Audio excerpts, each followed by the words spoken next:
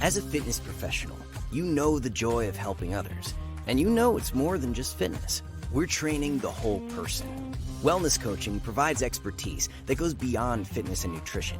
It's a holistic approach to helping others become their best selves while reaching their goals.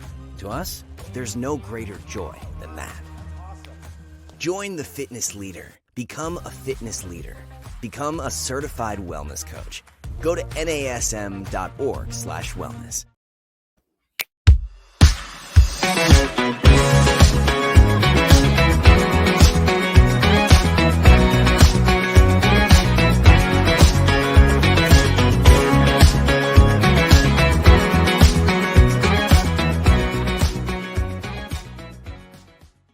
Well, hello there, listeners. Welcome to this week's episode of the Better Than Fine podcast. I'm your host, positive psychology practitioner and wellness coach, Darlene Marshall.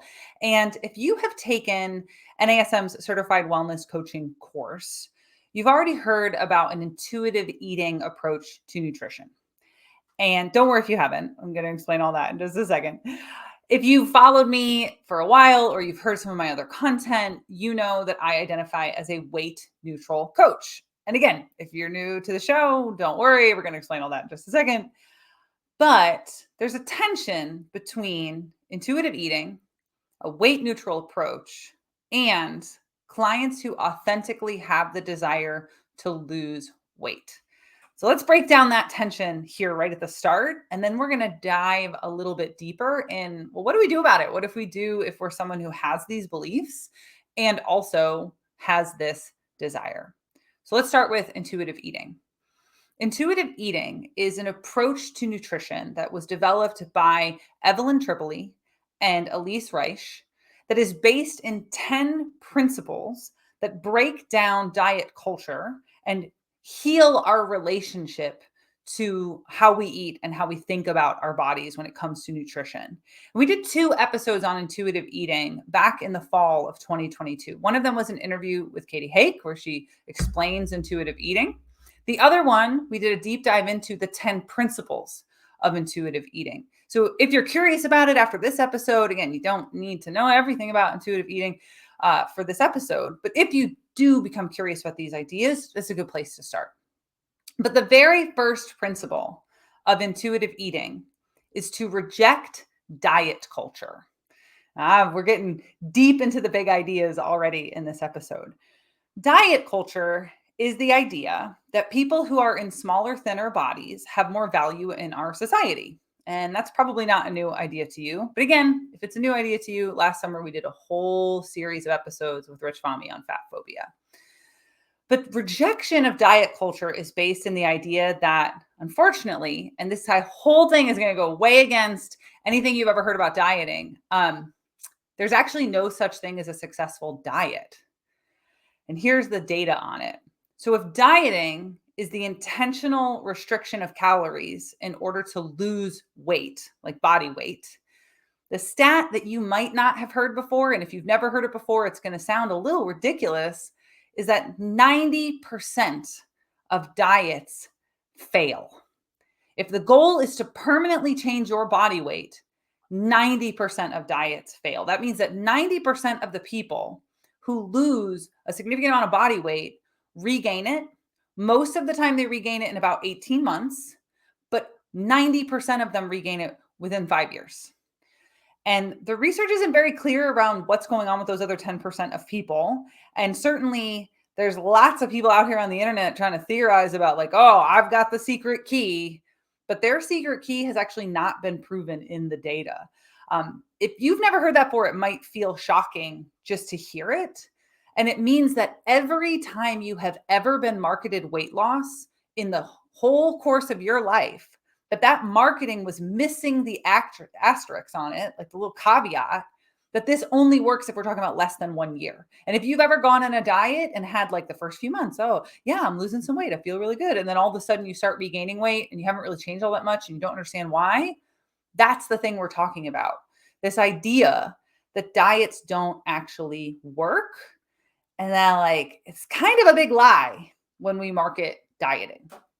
Now, you might be wondering, how could that possibly be true? How could every dieting ad or weight loss ad that you've ever consumed be a big lie? Well, if you look at most of the content in the weight loss injury, that's a funny misslip. If you look at most of the content in the weight loss industry, there we go. It's all based on this idea that you need to be in something called a caloric deficit in order to lose weight. That's probably not a new idea for you, right? And this is underneath that called the calories in, calories out model. It's the idea that I'm putting a certain number of calories in my body. And if my body uses more calories than what I'm putting in, my body weight is going to go down. This is the whole premise of things like tracking calories or points and macros, is that you're trying to manipulate that like biochemistry. And it sounds simple and easy, right? Which is why it's such a pervasive idea. It's an easy one to sell. It's an easy one for people to wrap their head around. But in the actual research on people in their actual lives, 90% of the time that doesn't work. So the math says all you need to do is just limit your calories in order to lose weight. Like most people have been fed that idea most of their lives. But there's a few problems with it. And I'm going to break those problems down really quick just to drive home this point of the first pillar of intuitive eating is that diet culture is a big lie. It doesn't work. And we have to reject diet culture if we're going to move forward in an honest and authentic way. So the first big problem with it is this idea of calories in. Not all calories are created equal. Not all calories are equally processed by the body. Not all calories that you eat are even absorbed by the body. Some of them are processed in the gut microbiome. Some of them are excreted through our stool. So I might be very carefully tracking in my app every single bite that I eat, but not everything coming into my body is processed by my body in the same way. And according to research by the company Zoe, that can even vary between genetic twins, like identical twins, because they have different gut microbiomes, might respond differently hormonally and metabolically to the exact same foods. So how could we possibly quantify for all of us what we're actually taking in calories in? And for it to be accurate, we'd have to weigh every single thing that we put in our bodies, not just guesstimate. And we'd have to know that what it says on the package is true, which studies have shown isn't the case. We've done episodes on ultra-processed food and food marketing before. So if you dig back in the archives to the ultra-processed foods episodes, we explore that then too. So that's the first big problem is the calories in. The second big problem is the calories out. It's actually very, very difficult to accurately measure for the average person how many calories you're actually producing in your day-to-day life. Studies of our wearables, not knocking our wearables, I love my wearables, but studies of our wearables show that those calorie estimates are way off of what our actual metabolisms are doing because we just don't have the general market tools yet to be closely accurate for calories out. And for lots of people, it varies widely day to day depending on their level of activity. Right, so the first thing wrong with calories in is the calories in. The second thing wrong with calories in, calories out is the calories out. And the third, I think, is that this whole model is based on the idea of caloric deficit. That if we just make a deficit to our calories, then we're going to magically use that deficit up out of our body fat. But unfortunately, that's not how that really works. And we actually just need a few hundred calories of deficit to burn up body fat. And if we have more than that, we're going to be ripping up lean mass. We're going to be using up stored resources in the body, and it starts to have a negative effect, which we're going to get to in just a second. So the calories in is wrong. The calories out is wrong.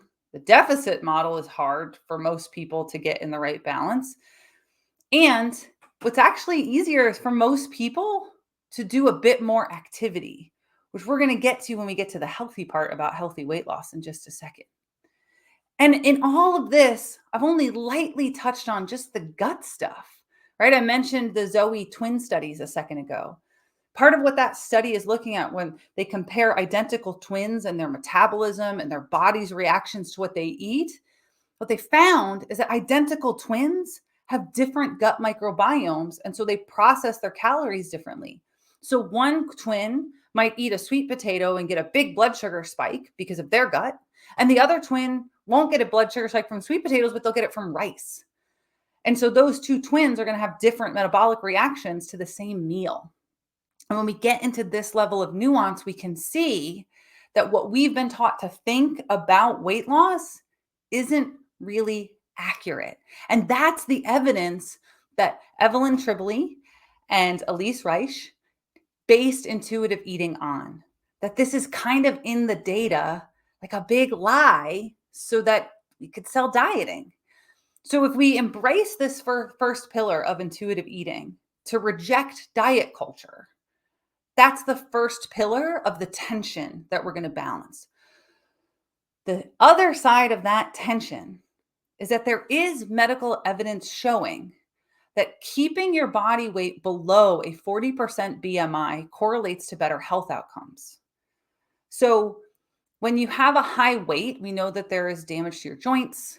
It's been correlated to high blood pressure, diabetes, these lifestyle diseases that as we gain weight, you're more likely to also have these other things. So I want to be very clear. That's not causal. That's not like because I am heavy, I have these problems.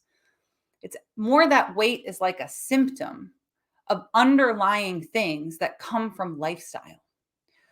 So there's this tension between intuitive eating and this evidence around high body weight and health.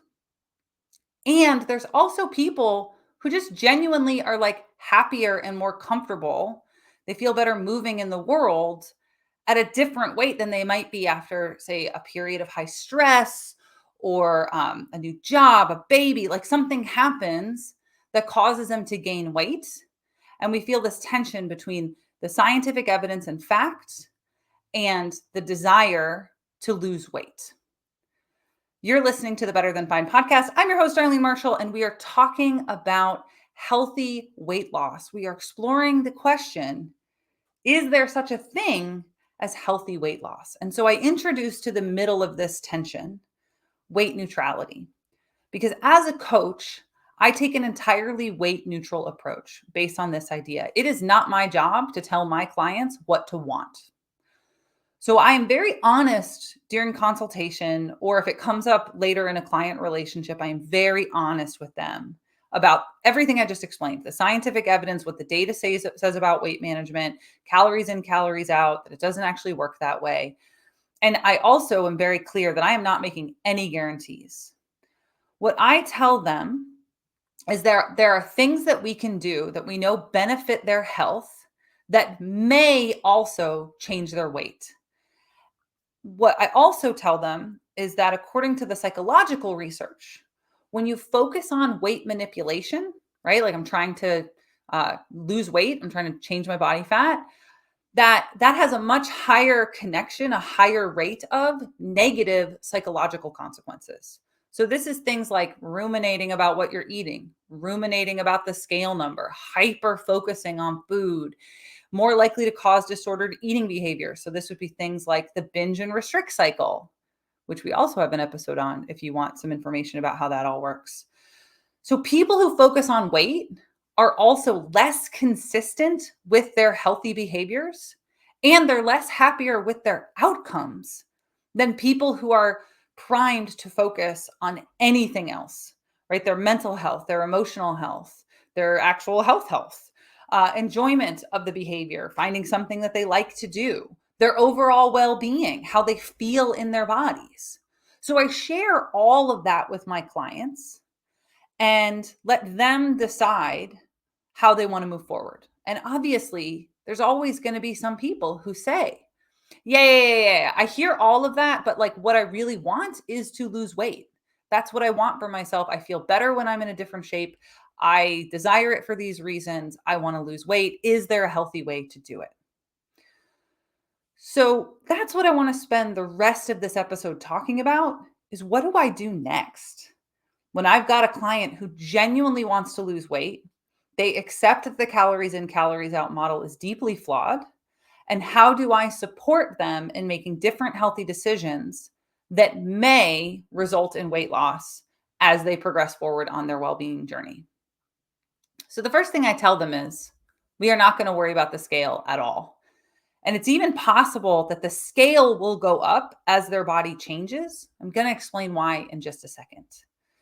So that means we got to find some other ways to measure our success. And so I'll ask them things like, what do you want to be able to do that you can't do right now?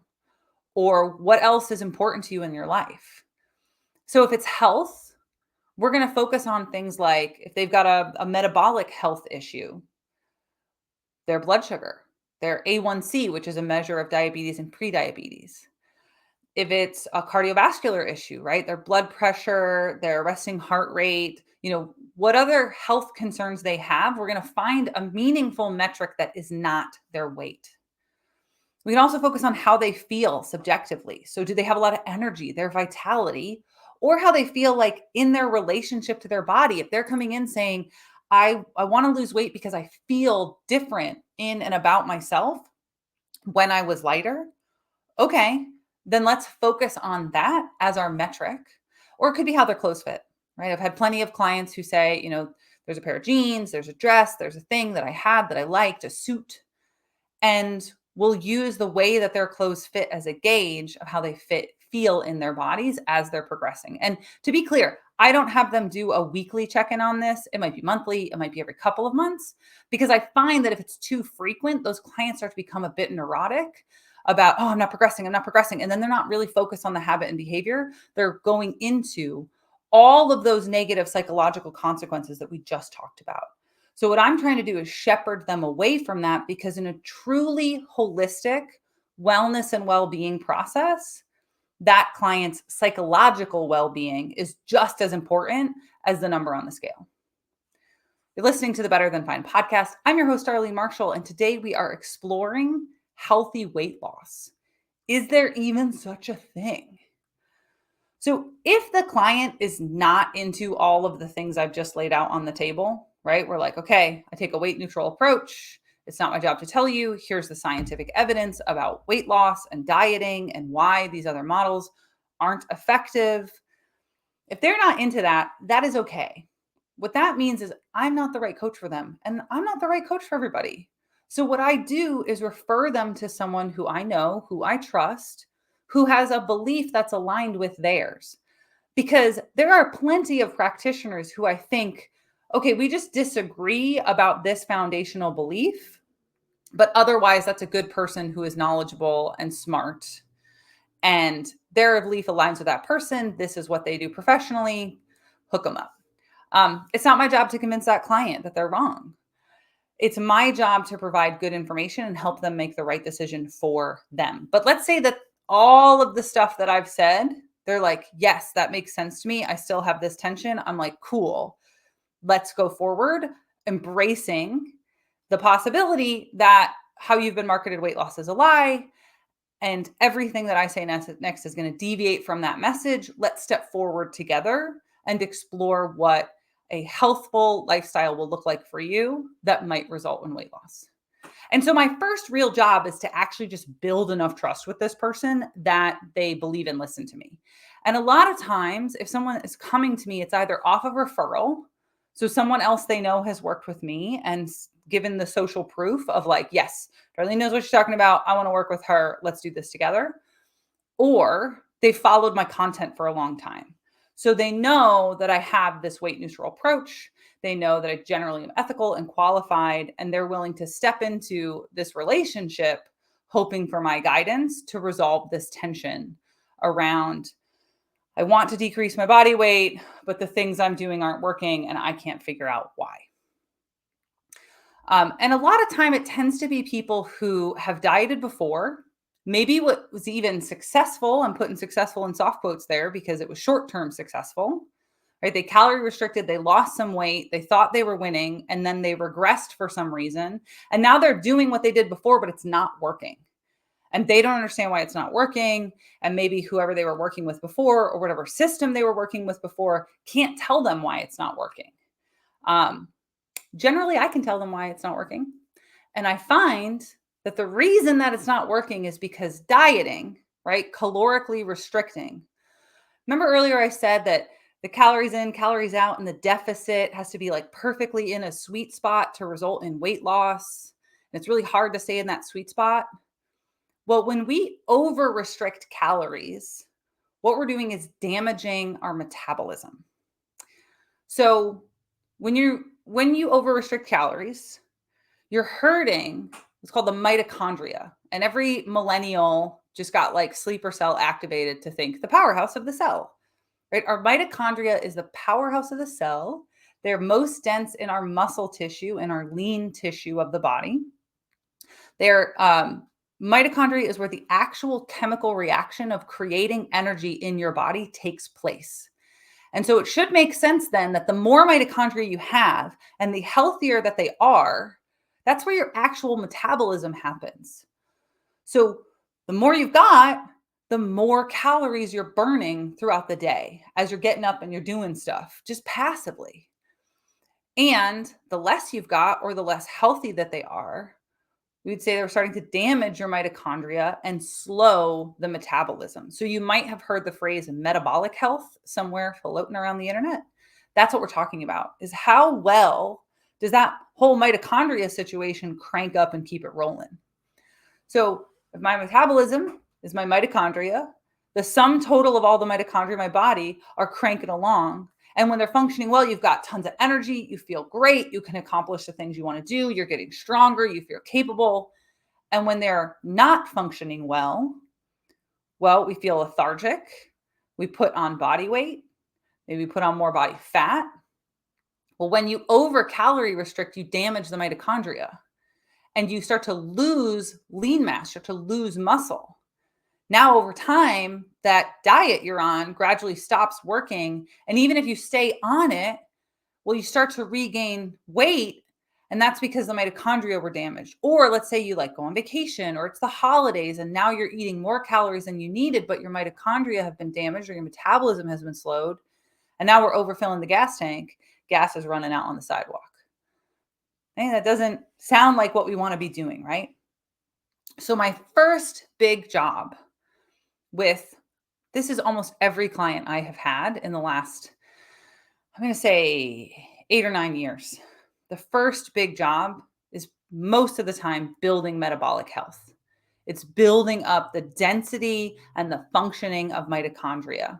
And this matters because when your metabolism isn't healthy, you're not burning energy. You feel gross. And when it comes to weight management, anything extra is going to get stored as body fat.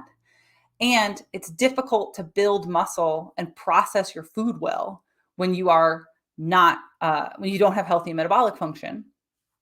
And an unhealthy metabolism leads towards things like diabetes and other lifestyle diseases, which probably doesn't sound very good to you. So if my first big hurdle, the first big challenge together with my client is to build metabolic health, well, how does that really work? Well, first, just know that it takes time. This is not like you take a supplement, you take a fat burner supplement, and the body fat just dropping off of you. You got to balance the giving of the right fuel to the body and challenging the body through strength building exercises to add muscle. Because when we challenge the strength of the body and you're eating adequate fuel, that's how we increase the density of mitochondria. So it's eating for a lot of clients, especially those clients have been over restricting because they're over dieting for an extended period of time before they come into me. A lot of times that means getting them to eat more, which again, that first step was building trust, right? Like I need to build the trust relationship to that client. So when I say, okay, give me a recall of how you typically eat in a given day, and I start crunching the numbers and the math, and I tell them it's spitball math on calories because the actual details doesn't necessarily matter, right? We just covered that. But if I spitball the math and they're eating half on a given day of what they need, well, that tells me that their metabolism is going to be slow, that they're not going to have good energy, and it makes sense that they're struggling to lose the weight that they want to lose. So I tell them that, hey, I need you to start eating more of the good stuff, more of the right things to build health so that we can stimulate the development of your muscle. You're going to pick up some real heavy stuff, And that's going to increase the density of your mitochondria and start to build up metabolism. Because strength training without enough fuel damages mitochondria, and that's going to damage their health. And I give them the metaphor of building a fire. So I don't know if you've ever built a fire. I have recently become aware that some of the things I take for granted are not necessarily everyone else's life experiences. So I have built a lot of fires, and I actually really love building campfires. It's a weird thing to say as a hobby, but it's kind of a hobby of mine. So I love building a campfire. If you've never built a campfire, you start with a small amount of fuel. And if you are doing something like striking flint, which you've probably seen in like movies and cartoons where you're trying to throw a spark, you need something for that spark to ignite, or you use a lighter, get that sucker going. But you have a little tiny bit of highly flammable material, and then you add a little bit more, and you add something a little tiny bit bigger and a little bit bigger until you've got a flame really going, and you start to build a bed of coals. And that's when you can put on a larger piece of wood. And then when that one catches, you put on a bigger piece of wood. If you just take your little ember and you dump a log on top of it, it will smother the fire. So we want to build metabolism gradually by making sure that we're giving enough fuel to the body and then providing the right amount of stimulus, the right amount of strength and movement. And so I want to be clear, this is not as simple as like a one size fits all program. This is not like I downloaded somebody's boot camp app on my phone and everybody can just do the same workout. So I see a lot of people bust out there over exercising, under eating, and then, they lose weight in the short term, but there's a big rebound effect over time. And to sort of pick up that fire metaphor again, if you've ever seen somebody dump a bunch of gasoline on a fire that doesn't have a bed of coals, you'll get a big burst of flames and then it'll go out because it sucked up all the oxygen and the fire dissipates because it wasn't gradually stoked and built in a healthful and sustainable way.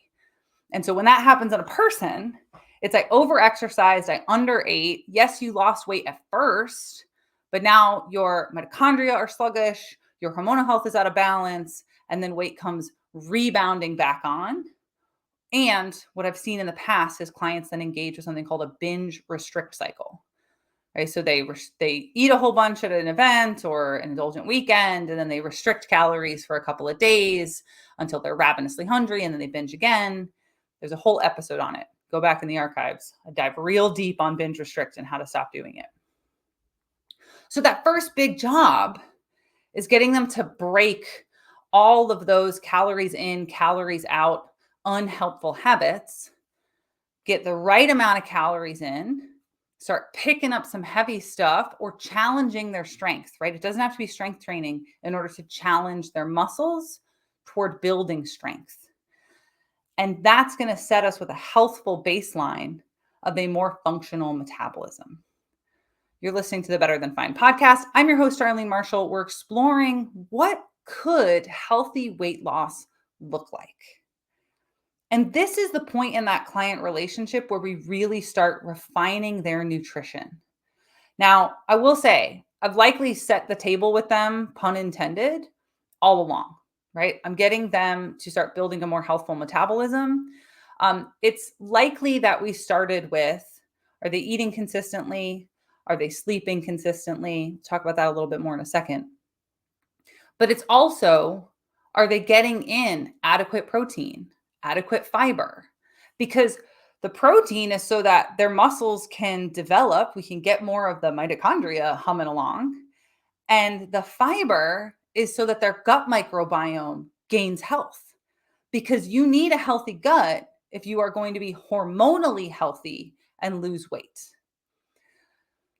So my general approach to all of that is covered in real depth in the additive nutrition episode. But essentially, that's walking clients step by step through what does it look like to eat the things that your body needs to be well, instead of just focusing on all the things that you don't eat. So are you eating consistent meals throughout the day? Are you eating adequate protein, adequate vegetables, healthy fats? And one habit at a time, we weave that into their lifestyle. So if I've got a client who is moving their body, they're eating enough calories, they're eating consistently throughout the day, they're getting enough protein, it is very likely just with those foundational pillars that they are going to feel a whole lot better. And we're going to see their body begin to change, even if the scale does not change. And that's why all of those other metrics matter, right? So I've had clients who the scale doesn't change, but they feel great. They look great. Their partner is making comments and compliments, and they go get their blood tests done and their blood pressure is better. Their A1C has improved. Their health concerns are improving. Who cares what the scale says? And that's what most clients will then say. Now, there are, of course, clients who are maybe on higher on the weight scale here, and we will see their weight begin to drop as their metabolism improves, just because the lean mass that they're adding, the muscle that they're adding, isn't equal to the amount of body fat they're losing. But if you're someone who is, a bit on the slighter side, but you've got, like, oh, I just want to like lose 5 pounds. Well, it's not unreasonable to say that you would gain 2 or 3 pounds of muscle. The scale wouldn't change, but you'd feel and look very different. And to that person, I say, well, why do you even care about the scale anyway? You care about the scale because you've been taught to think that way. And remember, our first pillar of intuitive eating is to reject diet culture, rejecting the idea that smaller is always better. Sometimes heavier means denser. It means more toned. And it's not about the number on that machine that's just expressing my body's relationship to gravity on the planet Earth. So like, who cares? So what do you do with all that? What do you do with everything that we just unpacked? What do I do with all that personally and with clients? And I'll also throw out there the one big thing that I haven't mentioned yet in this episode has been the effects of ultra-processed foods. And this is just a quick update to a comment that I made a couple of months ago in the ultra-processed foods episodes. We did 2 of them. And I had expected our audience, because so often I talk about weight neutrality, I've had guests on who talk about weight neutrality. In the ultra-processed foods episode, I mentioned that when I removed 90% of the ultra-processed foods from my diet, I immediately lost, it was about 10 pounds. So it was about 5% of my body weight. That was between January, and I think we did that episode at the end of March. So now I'm recording this. It's the end of May. It's almost June. It's been another 2 months. I've lost another 5% of my body weight. So I had been doing everything else that I talk about in this episode, I've been doing for years, right? So protein, vegetables, sleep, pick up heavy stuff, keep stress under my hat, like all the foundational pillars of the additive nutrition model that I've talked about on this show before. But in the removal of ultra-processed foods, which I did primarily for my gut health, based off of some research I was reading, I have now lost 10% of my body weight in 5 months just from that one change. I didn't change the amount of calories I'm eating. I didn't change my eating frequency. I didn't change any other nutritional habit. And I have seen this change. So I haven't integrated that deeply in with clients yet because I'm still figuring out that for myself. But if I'm going to be honest, when we're talking about healthy weight change, I got to be honest about that detail too. So let's recap. And then we're going to talk about what are the hurdles that come up along the way. I get my client eating consistently throughout the day to day, and sleeping consistently. Because if they aren't doing those 2 things, their results are going to be short-term anyway, just due to the reaction of stress in the body. If the client is not moving at all, they have a sedentary lifestyle, I get them moving. Something they're going to enjoy, something they could do with their friends or their kids or like other people in their family. They got to find it fun. And it's just meant to get them moving their body and get more comfortable with their body. Once they're there, if they want to continue on this journey, then it's about getting really, really strong. Because through the journey of gaining strength, not only is it going to build metabolism, but it's also going to change a bunch of other stuff. It's going to build confidence. It's going to build their relationship with their body. I would argue it probably also is going to change how they think about themselves, how they think about their relationship to their health and nutrition. And there are just so many benefits to building strength when we talk about holistic well-being.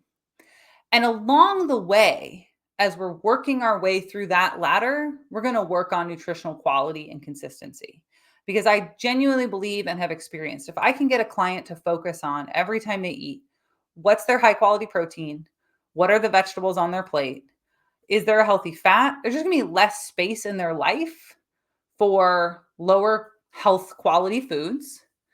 And if I walk them all the way through that ladder, they're eating a ton of vegetables, they're eating a ton of lean, healthful proteins, and they're still having ultra processed foods, then we'll have the conversation about ultra processed foods. But I save that conversation because there's so many other foundational things that most people can build in before we even get to that part. And even if the scale never changed, they're going to look better, they're going to feel better, their blood work is going to be better, their health is going to improve, their relationship with their self is going to improve.